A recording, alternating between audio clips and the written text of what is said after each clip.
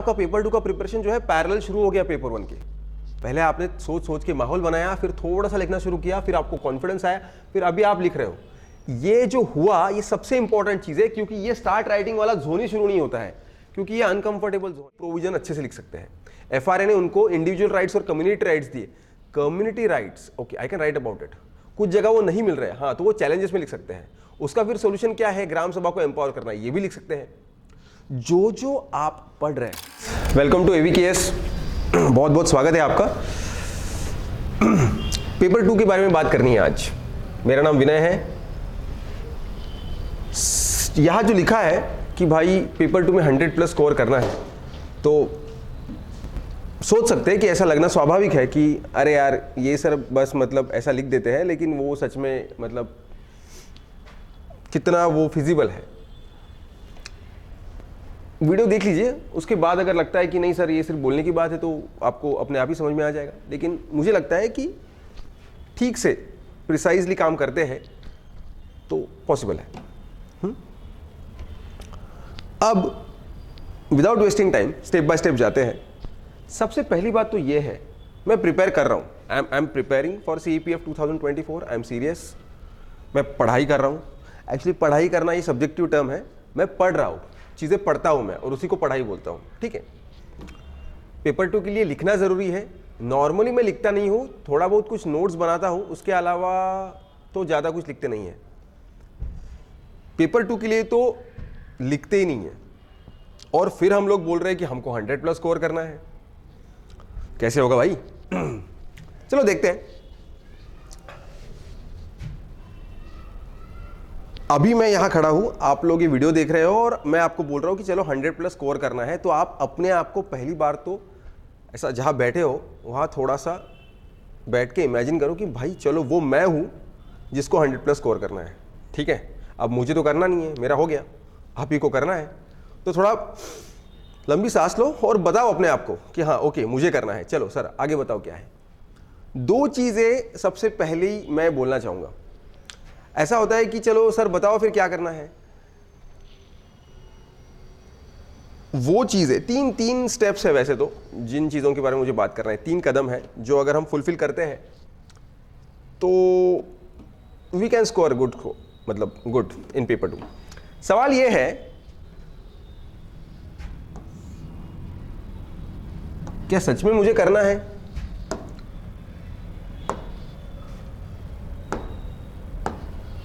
सवाल ये है, सच में मुझे करना है मतलब क्या? देखिए, बहुत बार ऐसे होता है कि जो मैं हूं ये मैं बोलता तो हूं कि भाई यस भाई पेपर 2 इंपॉर्टेंट है, पेपर 2 भी करना है, लेकिन करता कुछ नहीं हूं उसके लिए मैं। और पेपर 1 के प्रिपरेशन की आड़ में अपने इस डर को और आलस को, दोनों को छुपा के रखता हूं कि भाई मैं क्या किस चीज का पढ़ाई कर रहा हूं। क्योंकि वैसे देखा जाए तो मैं चुप नहीं बैठा हूं। मैं सुबह उठता हूं, अपना शेड्यूल फॉलो करता हूं, रीडिंग रूम में जाता हूं या घर पे पढ़ाई करता हूं। बहुत सीरियस हूं, सारी दुनिया को पता है कि ये CEPF की पढ़ाई कर रहा है। किताबें लेके आया हूं, है ना, PYQ का भी किताब है, हिस्ट्री भी पढ़ रहा हूं, ज्योग्राफी भी पढ़ रहा हूं, सब कुछ कर रहा हूं। और दोस्तों से बीच बीच में बात भी करता हूँ कि यार वो पेपर 2 का कुछ हुआ नहीं यार, अभी तक पेपर 2 करना है यार, लेकिन अभी देखो चलो ठीक है यार, अभी एक बार ये सिलेबस खत्म हो जाए तो देखते हैं। पेपर 1 का भी बहुत कुछ है, खत्म ही नहीं होता। करंट अफेयर्स भी हर मंथ आते रहते हैं। इन सब की आड़ में आई am not working on paper 2, right. तो मैं डिले इसलिए कर रहा हूं आपको वो 3 स्टेप्स बताने में, क्योंकि मुझे ऐसे लगता है, जेन्युइनली स्पीकिंग, हम लोगों को ये we need to ask ourselves, सच में करना है क्या? मैं ये नहीं बोल रहा हूं कि आप ऐसा बोल रहे हो कि करना नहीं है। भाई एग्जाम देना है तो करना पड़ेगा ही, क्योंकि एग्जाम तो आपको चॉइस नहीं देते ना कि पेपर 2 ऑप्शनल में रखो। लेकिन जितना हो सके हम दूर भाग रहे हैं, एस्केपिज्म जिसको बोलते हैं, कि भाई ठीक है हाँ थोड़ा रुको, अभी करना है, अभी ये चल रहा है, अभी वो चल रहा है। या फिर कभी कभी कुछ बच्चे थोड़ा और करेज दिखाते हुए बोलते होंगे कि चलो कल मैंने ना टाइम अलोकेट कर रखा है कि 2 घंटा मैं बैठूंगा, जरा थोड़ा कुछ लिखूंगा, थोड़ा कुछ देखूंगा। लेकिन फिर पेपर 1 का दिन भर का टारगेट पूरा नहीं होता है और उसी में दिन निकल जाता है। फिर बोलता है अरे यार करना था लेकिन रह गया। फिर कुछ डिसाइड करते हैं, फिर बैठ के ज़्यादा से ज़्यादा क्या करते हैं कि पुराने क्वेश्चन पेपर्स का कुछ एनालिसिस करते हैं, एक दो टॉपिक देखते हैं, एक दूसरे दोस्तों से बात करते हैं, डिस्कस करते हैं, बोलते अरे ऐसा लिखना चाहिए। एक्चुअल में मैं जाके लिखता नहीं हूँ और मुझे डर भी होता है कि मुझे नहीं आता, कहाँ से कंटेंट लाऊं, कैसे लिखूं, गलत हो गया तो। अबे गलत तो तब होगा ना जब आप ऑन पेपर लिखोगे, उसको कोशिश तो करोगे लिखने की, लेकिन आप वो भी नहीं कर रहे हो। तो बोलने का मतलब क्या है, दो टाइप के स्टूडेंट्स हैं जिनको जेन्युइन लगता है कि मुझे पेपर 2 के लिए करना है कुछ, लेकिन एक्चुअल में डायरेक्शन नहीं है, आइडिया नहीं है, तो वो तो ठीक है यार, उनके लिए तो मैं बात करने वाला हूं। लेकिन ये जो बंदे हैं, और आप ठीक से सोचेंगे तो आप में से बहुत सारे जो अभी यहां बैठ के ये सेशन देख रहे हैं, वैसा फील किया होगा कभी कि करना है लेकिन मुझे वो थॉट जो है निकल जाए तो अच्छा ही लगता है कि भाई चलो पेपर 1 पढ़ रहा हूं मैं। So somehow you are running away from paper 2। तो सबसे पहले हमको क्या करना है पता है क्या? देखो, कोई चीज़ बहुत शिद्दत से तब होती है जिसके बारे में बहुत इंटरेस्ट पहले से फील होता है। मतलब पकड़ लो, अगर सुबह मतलब कल आज डिसाइड हुआ है कि कल सिनेमा देखने जाना है, बहुत फेवरेट एक्टर का सिनेमा है और मुझे लगता है कि चलो यार वो मुझे कल देखना है, तो उसका ट्रेलर वेलर देखा होता है, थोड़ा रिव्यू पढ़े हैं, थोड़े डिस्कशन भी सुने हैं, और फिर ना दिमाग में ऑलरेडी वो प्रोसेस चालू है कि भाई कल जाना है, कल मज़ा आएगा, कल फिर ना कौन सी सीट इसने लिए पता नहीं, फिर वहाँ जाके बैठेंगे कि फिर बाहर खा के जाएंगे या सिनेमा देखने के बाद खाना खाएंगे, फिर ये भी करेंगे, वो already you are thinking about it. तो आपका सिनेमा तो कल दोपहर 3 बजे शुरू होने वाला होगा थिएटर में, लेकिन एक्चुअली आपके दिमाग में already it is running the whole process of watching cinema, right, and things around it. तो सबसे पहला कदम सबके लिए, जो भाग रहे हैं उनके लिए भी, और जो रेडी है लेकिन उनको पता नहीं है क्या करना चाहिए उनके लिए भी, सबसे पहला कदम है स्टार्ट थिंकिंग अबाउट पेपर 2। भैया पेपर 2 के लिए कैसे सोचेंगे?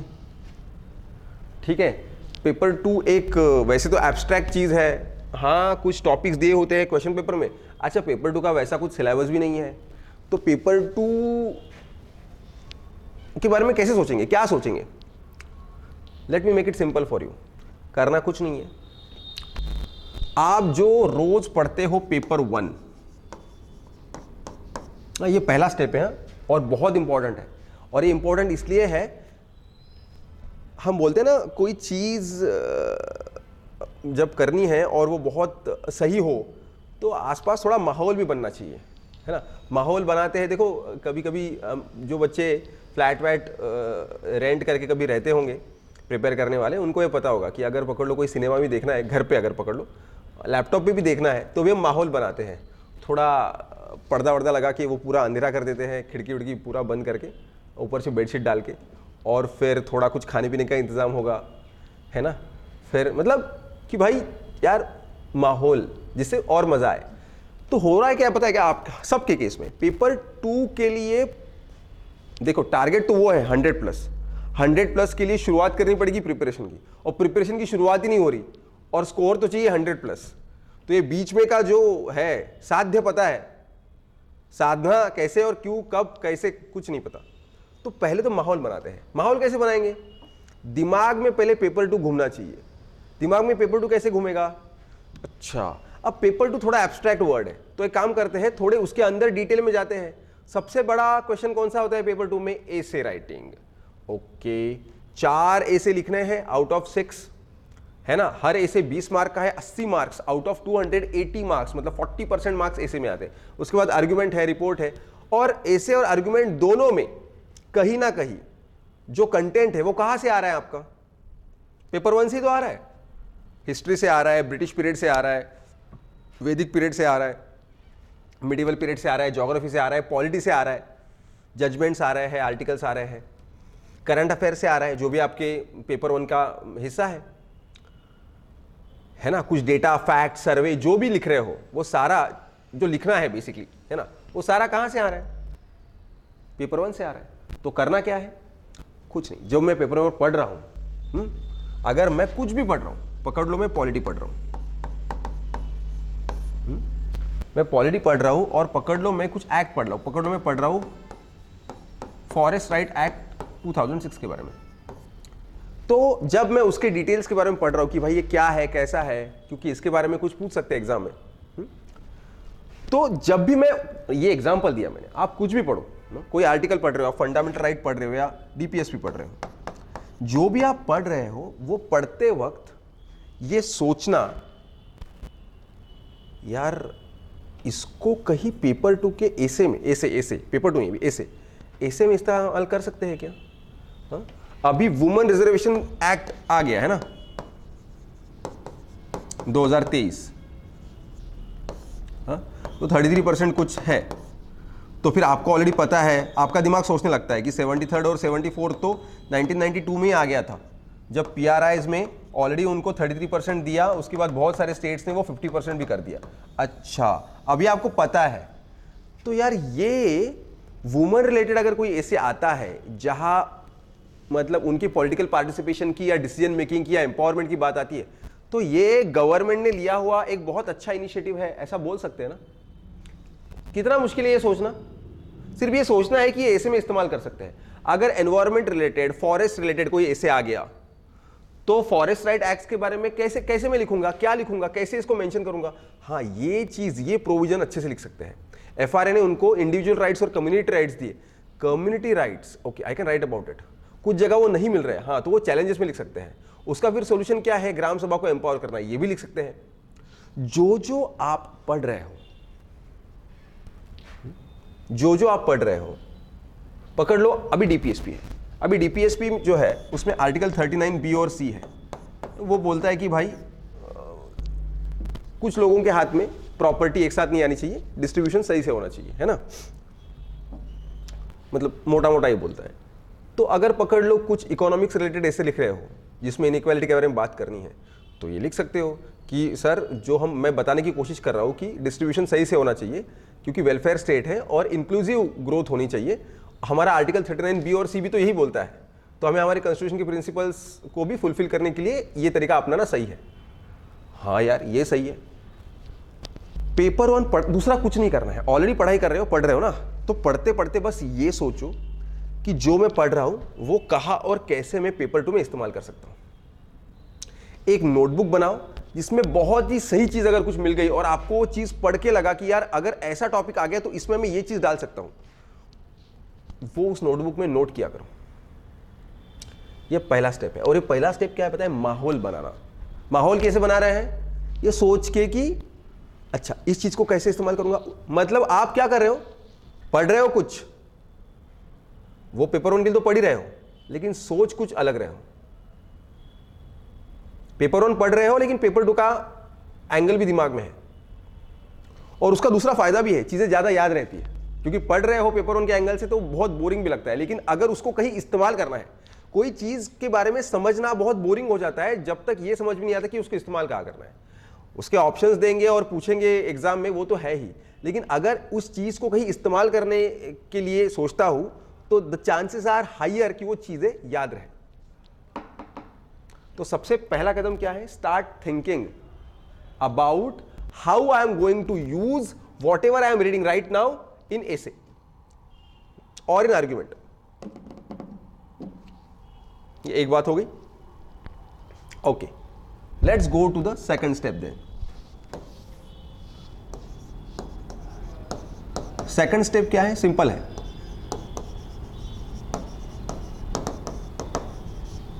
बोलने में सिंपल है लेकिन बहुत मुश्किल है, क्योंकि सेकंड स्टेप जो है स्टार्ट राइटिंग। बिल्कुल टफ टॉपिक्स लेना नहीं है तुरंत। यूपीएससी के एग्जाम में जो PYQ है उनको भी नहीं उठाना है। अगर आपको टफ लग रहा है तो, कोई सिंपल लग रहा है तो उसको उठाओ, कोई जनरलाइज लग रहा है उसको उठाओ। मैं हमेशा एग्जांपल टिपिकल देता हूँ, चाइल्ड लेबर को उठाओ, माल न्यूट्रिशन को उठाओ, वुमेन एम्पावरमेंट को उठाओ, सोसाइटल टॉपिक से कुछ पॉलिटिकल जो है थोड़ा सा पॉलिटी बेस्ड टॉपिक से उनको भी उठा सकते हो, सेंटर स्टेट रिलेशन के बीच में उठा सकते हो, है ना, कुछ कम्युनलिज्म है, कुछ और इश्यूज है, रीजनलिज्म है, उसको उठाओ। जो आपने पढ़ा है और आपको थोड़ा कमांड है, आपको लगता है कि हाँ मैंने पढ़ रखा है और खुद से मैं थोड़ा लिख लूंगा। फिर इंटरनेशनल रिलेशंस के रिगार्डिंग अगर कुछ इंफॉर्मेशन पढ़ा है, थोड़ा बहुत आइडिया है तो उसके बारे में लिखो। एक आध इकोनॉमिक टॉपिक लो, कुछ एक आधा एनालिटिकल टॉपिक भी हो सकता है जिसके बारे में आप लिख सकते हो।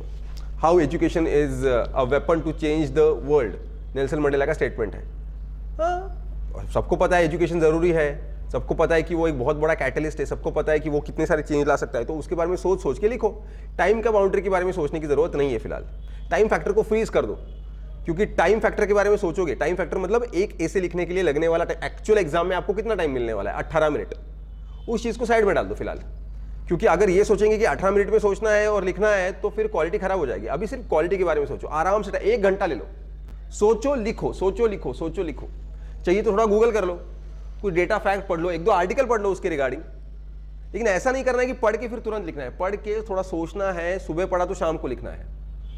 हमें ये भी तो देखना पड़ेगा ना कि कितना मेरे साथ रह जाता है actually, how much of whatever I have read stays with me actually, and then how I am able to reproduce it. पता है क्या, जो मैंने पहला कदम बताया उसमें मैंने बोला कि start thinking. So you start thinking lot about paper 2।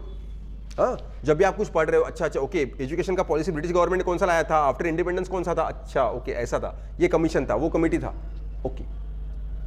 सोचते बहुत है, फिर ना धीरे धीरे आपका दिमाग ना उस डायरेक्शन में दौड़ने लगता है। मैं पहले स्टेप के बारे में बात कर रहा हूं, स्टार्ट थिंकिंग के बारे में। You start making sentences in your mind slowly, ऐसा होगा धीरे धीरे।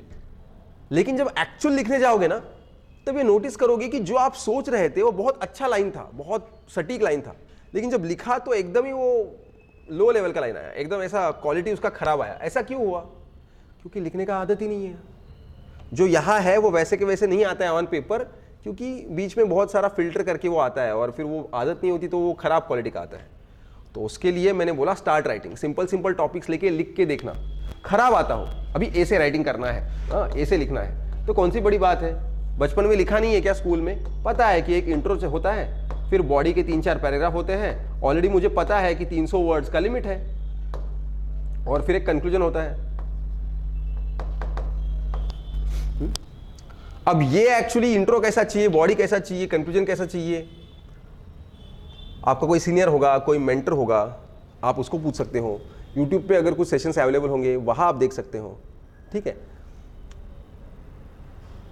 थोड़ा टेक्निकल पे तो काम करना पड़ेगा। सबसे इंपॉर्टेंट क्या है, लिखो और किसी को दिखाओ। जो लिख रहे हो गेट इट रिव्यूड, तभी तो पता चलेगा ना कि मैं सही ट्रैक पे हूं कि नहीं। तो वो कोई भी हो सकता है, आपका दोस्त, सीनियर, जिसको थोड़ा आइडिया है। नहीं है तो टेस्ट सीरीज ज्वाइन कर लो। एवीकेएस का भी अपना टेस्ट सीरीज है। टेस्ट सीरीज तो भाई मस्ट है, और मैं सामने से बोलता हूं टेस्ट सीरीज ज्वाइन करो, ठीक है। मतलब test series is very important. Until and unless you write and get it reviewed, how do you know where do you stand? Sir नहीं मैंने अच्छा लिखा है। अबे तूने अच्छा लिखा इतना काफी नहीं है ना। अगर यूपीएससी 300 कैंडिडेट्स उठाने वाली है सीएपीएफ के एग्जाम में इस साल, तो तू उन 300 से बेहतर है क्या, या बाकी सारे लोगों से इतना बेहतर है क्या कि तू उन 300 में आ जाए? ये जरूरी है ना। मैं अच्छा हूं इतना काफी नहीं है, मैं पहले 300 में आने इतना अच्छा हूं क्या, वो जरूरी है। इसलिए रिव्यू जरूरी है। तो लिखना, दिखाना, वो करेक्शन बताएंगे, उनको इंप्रूव करके फिर करते रहना। तो start writing is very important. जब लिखना शुरू करते, फिर यही चीज अप्लाई होती है आर्गुमेंट राइटिंग को, रिपोर्ट राइटिंग को, प्रेसी राइटिंग को, ठीक है, और कॉम्प्रहेंशन को भी। ग्रामर के बारे में मैं ज्यादा बात नहीं करता हूं, क्योंकि मुझे उसमें ज्यादा समझ नहीं है। मतलब I can solve it but I don't teach it, right. At AVKS I teach paper 2, but apart from grammar I teach everything. लेकिन ग्रामर के बहुत सारी चीजें ऑलरेडी यूट्यूब पे अवेलेबल है, आप सीख सकते हो, ठीक है। आपके पास किताब होगी, बुक होगी, है ना। So it is manageable, absolutely manageable. लेकिन ये एक एक चीज पे काम करना है। तो एक सिंपल टॉपिक लेके लिखो, फिर थोड़ा कॉन्फिडेंस आ जाएगा, तो थोड़ा मतलब माइल्ड वाला टॉपिक होगा, एकदम स्टैटिक नहीं है, लेकिन जनरलाइज टॉपिक है भाई, उसको ले लिया। फिर धीरे धीरे करंट बेस्ड कोई टॉपिक है उसको उठा लिया। टेस्ट सीरीज भी सॉल्व कर रहे हो। इससे क्या हो जाएगा, आपको पता भी नहीं चलेगा, और आपका पेपर 2 का प्रिपरेशन जो है पैरेलल शुरू हो गया पेपर 1 के। पहले आपने सोच के माहौल बनाया, फिर थोड़ा सा लिखना शुरू किया, फिर आपको कॉन्फिडेंस आया, फिर अभी आप लिख रहे हो। ये जो हुआ, ये सबसे इंपॉर्टेंट चीज है, क्योंकि ये स्टार्ट राइटिंग वाला जोन ही शुरू नहीं होता है, क्योंकि ये अनकंफर्टेबल जोन है। हमको पढ़ाई का मतलब होता है पढ़ना। सर मैं आके पढ़ सकता हूँ, वीडियो देख सकता हूँ, कुछ सुन सकता हूँ, लेकिन मुझे ना सर वो लिखने को मत बताओ, बहुत जान पे आता है। ना गैजेट सामने होता है, ना किताब सामने होता है, एक ब्लैंक पेज दे दिया, पेन दे दिया, बोल दिया लिखो 1 घंटे में। हाँ सर समझ में कुछ आ नहीं रहा, सब कुछ आपको आता है, लेकिन हम लोगों को आदत नहीं है कि दिमाग में जो हमारे थॉट्स है इधर उधर डाइवर्स, उनको एक साथ लाके थोड़ा अरेंज करके लिखने का जो एक्सरसाइज है वो हमको बहुत इरिटेटिंग लगता है, क्योंकि हमने ऐसा कभी किया है नहीं। और इसीलिए मैं बोलता हूं start writing is a simple thing to say, but it is difficult to follow, but you have to do it. पहली वाली का जो स्टेप है ना वो आसान है, कि सोचना है पेपर 2 के बारे में। सोचना भाई, सोचने के लिए सर हम कुछ भी सोच सकते हैं, कितना भी सोच सकते हैं, लेकिन जब एक्चुअली उसको रिप्रोड्यूस करना है ऑन पेपर, और वो भी फिर खराब क्वालिटी आता है तो फिर मोरल डाउन हो जाता है। अरे भाई खराब ही आएगा ना, पहले सबसे पहले कचरा ही बाहर निकलेगा, फिर धीरे धीरे शार्पनिंग होगा, फिर अच्छा फ्लो आएगा। ऐसा कैसे एक्सपेक्ट कर सकते हैं कि भाई सबसे पहले अच्छा आ जाएगा? जो कचरा निकल रहा है निकलने दो, अच्छा है, सब साफ हो जाएगा, फिर अच्छा बाहर निकलेगा। Practice, with practice obviously, you keep on writing, you keep on improving, you keep on reviewing, मतलब किसी से रिव्यू करके ले रहे हो आप, और फिर आप उसमें इंप्रूव करें। अब आप फिर सेम चीज एसे के लिए करोगे, ठीक है, आर्ग्यूमेंट के लिए करोगे, रिपोर्ट के लिए करोगे, प्रेसी और कॉम्प्रहेंशन के लिए भी करोगे। ऐसे होता है पेपर 2 का प्रिपरेशन। रिव्यू लो, चेक करो और उस लेवल पे जाके बैठो जहां आपको बहुत बढ़िया मार्क्स मिलने वाले हैं। इतना हो गया तो 100+ हो जाएगा क्या? इतना तो बहुत सारे बच्चे करते हैं, मतलब आप तो यहां भी नहीं हो अभी, लेकिन जो देते हैं अटेम्प्ट वो बहुत सारे बच्चे यहां तक करते हैं। लेकिन जो टॉप 100 में आते हैं, टॉप 50 में आते हैं, वो इसके आगे तीसरी स्टेप करते हैं। थोड़ा मुश्किल है लेकिन करते हैं। तीसरी स्टेप क्या है पता है? एक ऐसे मैं बहुत अच्छे से लिख रहा हूं तो मुझे अच्छा कमांड आ गया ऐसे राइटिंग पे, लेकिन वो ऐसे लिखने के लिए मुझे 40 मिनट्स लगा। चलेगा क्या? अब टाइम फैक्टर आ गया। यहां कौन सा फैक्टर आ गया? टाइम फैक्टर आ गया। भाई इतना टाइम तो मैं अफोर्ड नहीं कर सकता। इतने टाइम में अगर ऐसे एक ऐसे लिखूंगा तो एग्जाम में 2 ही ऐसे लिख पाऊंगा 4 की जगह, क्योंकि आपको 18 4 72 मिनट्स मिलने वाले हैं। थोड़ा 19-20 करके 75 minutes, not more than that. अगर आप 75 मिनट्स में से 40 मिनट्स एक ऐसे पे लगाओगे तो 2 ही ऐसे लिख पाओगे ना। तो करना क्या है? इस टाइम को धीरे धीरे रिड्यूस करना है, तुरंत रिड्यूस नहीं करना है। और ये कब करनी है एक्सरसाइज? जब अच्छे से कमांड आ जाती है, और इसके लिए अभी से शुरुआत करनी पड़ेगी। जब अच्छे से कमांड आ गई है, अभी मेरा कंटेंट अच्छा आ रहा है, कोई टॉपिक देने के बाद मुझे समझ में आता है कि फ्लो कहाँ कैसे मेंटेन करना है, इंट्रोडक्शन कैसे लिखना है, कंक्लूजन कैसे लिखना है, बॉडी में वर्ड लिमिट को कैसे मैनेज करना है, ये अब मैं यहां तक आ गया हूं। उसके बाद जो थर्ड फेज है, but which is equally important, फिर यहां 30 मिनट्स का 20 करना है, और फिर 18 मिनट में ब्रेनस्टॉर्मिंग करके फ्लो बना के ऐसे लिखना है। अब सर नहीं मैं सर अच्छे लेवल पे आ गया, अभी मैं सर मेरा 20 मिनट्स में, कभी कभी 19 मिनट्स में हो जाता है, बस सर अभी थोड़ा और करूंगा तो 18 मिनट में भी मेरा ऐसे हो जाएगा। तो सर अब मैं सेट हूं क्या? नहीं। कैसे? एक ही ऐसे थोड़ी लिखना है एग्जाम में। एग्जाम में एक ऐसे आपने लिख दिया 18 मिनट में, उसके बाद सेकंड आपका तुरंत इंतजार कर रहा है। अब होता यह है कि घर पे जब हम थोड़ा सा चिल होते हैं, एक ऐसे 18 मिनट में लिख देते हैं, खुश हो जाते हैं, फिर दूसरे दिन वापस एक 18 मिनट में ऐसे लिखते हैं, खुश हो जाते हैं। वो 18 मिनट में ऐसे लिखने के बाद मैं थोड़ा एग्जॉस्ट हो जाता हूं। ऑलरेडी मैं उस टॉपिक के अंदर मेरा दिमाग है, तुरंत उसको बाहर निकाल के, तुरंत दूसरे टॉपिक में डाल के, तुरंत 18 मिनट में अगला ऐसे लिखना, ये भी जो टास्क है। तुरंत इसको बाहर निकालना, थर्ड ऐसे लिखना, तुरंत बाहर निकाल के फोर्थ ऐसे लिखना। ये एक लिखने के बाद, 2 लिखने के बाद ना यहां टायर्ड हो जाते हो आप, फिर भी तीसरा लिखना है, चौथा तो मतलब आपको लगता है भाई नहीं लिखना है मुझे, छोड़ो यार, फिर भी चौथा लिखना है। और फिर आप बोल सकते हो कि okay now I am ready.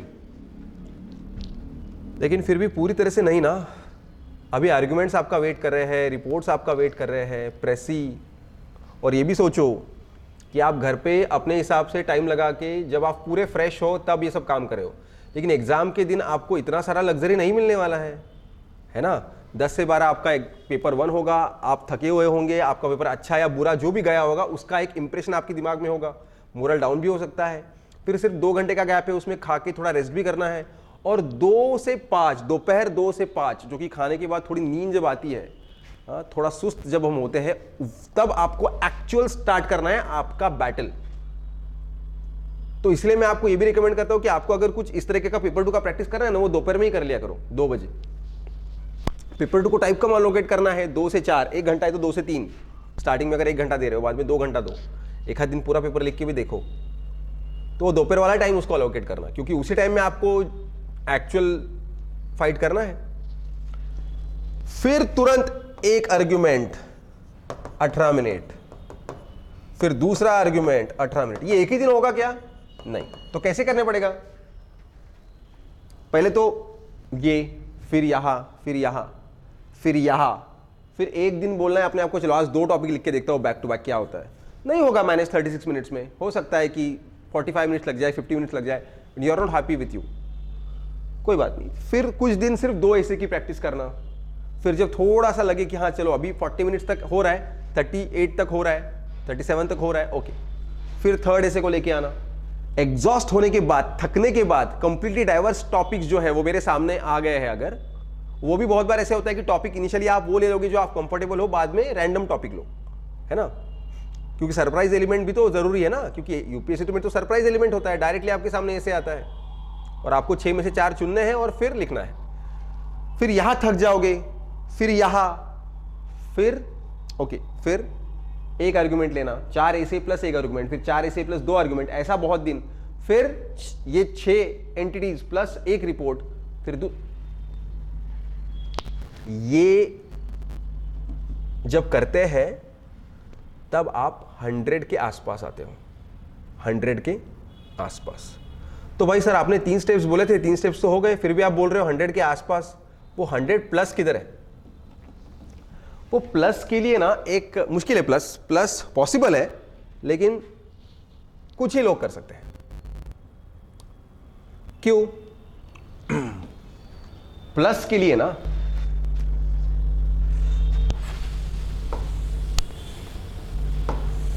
ये जो प्लस है ना, इसके लिए और एक चीज चाहिए और वो ये है, ये टाइम वाला फैक्टर भी अच्छे से कवर कर लिया, लेकिन एसे के अंदर क्या है, एसे का जो कंटेंट है उसके अंदर कितना टॉपिक सबको सेम है, लिखा सबने ऑलमोस्ट करंट अफेयर्स और बाकी सारी चीजें ऐड करके लिख ही दिया है, लेकिन किसी को 7, किसी को 8, किसी को 9, किसी को 12। ऐसा क्यों? उस एसे के अंदर किस तरह से मैंने अपना फ्लो मेंटेन किया है और अपने कंटेंट को किस तरह से प्रेजेंट किया है कि start to end it looks like an art, it looks like a beauty, वो होना चाहिए। अब वो कैसे होगा? सर आपने तो बोला कि सर आप स्टार्ट राइटिंग और फिर रिव्यू करते रहो, रिव्यू करते करते हो जाएगा, रिव्यू करते करते हो जाएगा, लेकिन सबसे इंपॉर्टेंट बात क्या है, एक टॉपिक अगर मैंने लिया, एक टॉपिक अगर मैं लिख रहा हूं चाइल्ड लेबर के बारे में, मैंने ऐसे लिखा, सामने वाले ने रिव्यू किया, आपको फॉर एग्जांपल 8 मार्क दिए या 7 मार्क दिए, आप बोल रहे हो ठीक है चलो कोई बात नहीं, और ज़्यादा मार्क्स चाहिए। उसने कुछ बोला भी, ये लिखना था, वो लिखना था, ये लिखना था, आपने बोला चलो कोई बात नहीं अगले बार करते हैं। फिर दूसरा टॉपिक लिया, फिर आपने जिस तरह से उसने रिव्यू दिया था कि हाँ ये चीज़ तेरी मिसिंग है, वो दूसरे टॉपिक के हिसाब से लिखी, फिर उसने अगली बार आपको 9 मार्क दिए या 10 मार्क दिए, फिर किसी दिन आपको 11 भी मिलेंगे, तो आपको लगता है कि अभी मैं सही ट्रैक पे हूँ, लेकिन उस स्पेसिफिक एसे के लिए वो सच है। चाइल्ड लेबर के लिए तो आपने जो एसे लिखा, अगर चाइल्ड लेबर के बारे में एसे आएगा तो आप वही एसे लिखोगे, उसने जो करेक्शन बताया वो तब तक भूल जाओगे और फिर आपको वहां एक्चुअली यही मार्क्स मिलेंगे स्पेसिफिक उस एसे के लिए। जो बंदा, और ये फाइनल चीज है, this is the end of the video, क्योंकि यहां आप 100 प्लस पे पहुंच जाने वाले हो। जो बंदा एक एसे को सेकंड टाइम लिखता है, फिर बोलता है सर अब चेक करो, उसके बाद भी आपको करेक्शन मिलेंगे, क्योंकि 7, 8 से आप 9 तक जाओगे, फिर सोचता है कि अब इसमें क्या कमी है, वर्ड लिमिट ज़्यादा है क्या, कुछ लाइंस निकाल के और कुछ डाल सकता हूँ क्या, इसको और बेहतर कैसे बना सकता हूँ, कुछ जजमेंट्स डालूँ क्या, कुछ आर्टिकल्स नहीं लिखे इसमें, एनजीओ का नाम नहीं लिखा, लेकिन वो फ्लो डिस्टर्ब हो रहा था, तो फ्लो मेंटेन करके मुझे कैसे लिखना है, जो मुझे एग्जामिन को कन्वे करना है वो सही से जा रहा है क्या, चलो थर्ड टाइम लिख के देखता हूँ, और ज़रूरत पड़े तो फोर्थ टाइम भी, दैट इज़ अ लिमिट, ठीक है, थर्ड टाइम भी करते हो तो भी बहुत हो जाएगा, लेकिन if you really strive for excellence then you can go for fourth time. तब तक जब तक आपको 12 मार्क हर ऐसे में नहीं मिलते, इनिशियल फेज में ही ये सब कर सकते हैं, बाद में नहीं होता है ये, बाद में क्योंकि नंबर ऑफ टॉपिक्स, क्वांटिफिकेशन बढ़ जाता है ना, आपको नंबर ऑफ टॉपिक्स भी कवर करना है, इनिशियल फेज में ही क्वालिटी के ऊपर काम हो सकता है, क्योंकि उस वक्त टाइम फैक्टर को हमने फ्रीज करके रखा है और हम सिर्फ फोकस कर रहे हैं कि तू बेहतर बनाने के लिए। और आप ये मत सोचो सर अभी एक ही ऐसे अगर 3-3 बार 4-4 बार लिखेंगे तो कितना, ऐसा नहीं होता है। आप इनिशियल फेज में कुछ 10, 20, 25 ऐसे के लिए ये स्ट्रैटेजी अपनाओ, बाद में आपका माइंड आपको ना उस लेवल के ही सिग्नल्स देता है। मतलब उस लेवल को मेंटेन करना, आपके माइंड को सिग्नल पहुंच जाता है कि ये बंदा तभी रुकता है जब ये लेवल आता है, तो वो इनिशियली वो आपको उस तरीके के सिग्नल देता है। तो आपको 9-10 एवरेज आते ही रहेंगे, 10-11 भी आते रहेंगे। तो जो बंदा एक ही ऐसे को बार बार लिख के देखता है और वो 3 स्टेप्स फॉलो करता है, he stays here. So that's why I told you it is absolutely possible to score 100 plus, right? But we have to go through all these things. We have got 7 months, 200 days almost, and we can definitely manage it. Agar if you think ki you are not able to do it by your own self, then we have this अभ्यास batch.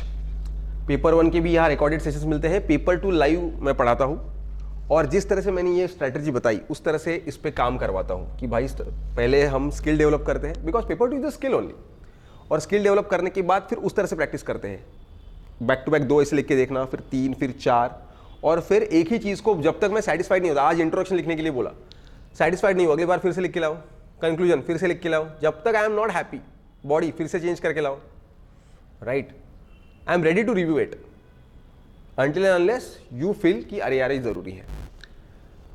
तो ये batch already launch हो चुका है, लेकिन इसमें paper 2 के classes अभी शुरू नहीं हुए, जो कि कुछ 15 जनवरी से शुरू होंगे after Makar Sankranti. So you can join it. Yes, you definitely have test series also there. Paper 1 की वीडियोज़ भी मिलेंगे आपको, कुछ PDFs भी मिलेंगे, करंट अफेयर्स, और कुछ फर्स्ट 50 स्टूडेंट्स को कुछ ABKS की किताबें भी मिलेगी। और ये जो 200 डेज का बैच है, इसमें उन्होंने एक डेली शेड्यूल भी बनाया है, किस तरह से आपको क्या क्या पढ़ना है ताकि आपका पूरा सिलेबस कवर हो। पेपर 1 का, पेपर 2 का तो कैसे करना है मैंने आपको बता दिया। So this is how you have to deal with paper 2. If you are able to deal with this in paper 2, then definitely the score of 100 plus is possible.